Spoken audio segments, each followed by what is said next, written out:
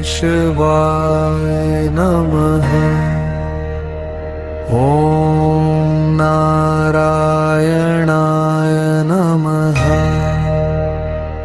ॐ माधवाय नमः। ॐ गोविन्दाय नमः।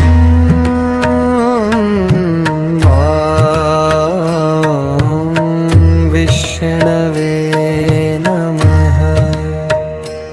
ॐ मधुसूदनाय नमः। ॐ त्रिविक्रमाय नमः। ॐ वामनाय नमः। ॐ श्रीधराय नमः। ॐ ऋषिकेशाय नमः। ॐ पद्मनाभाय नमः।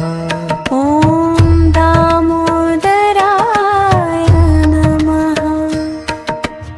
ॐ केशवाय नमः।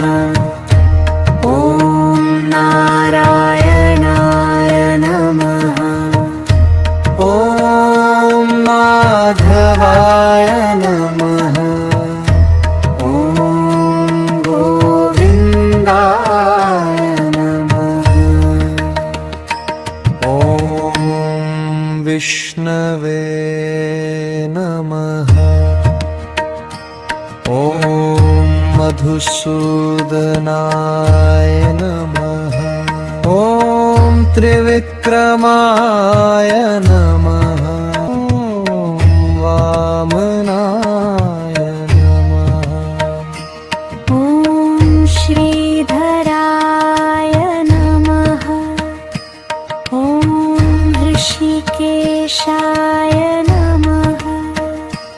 ॐ पद्मनाभाय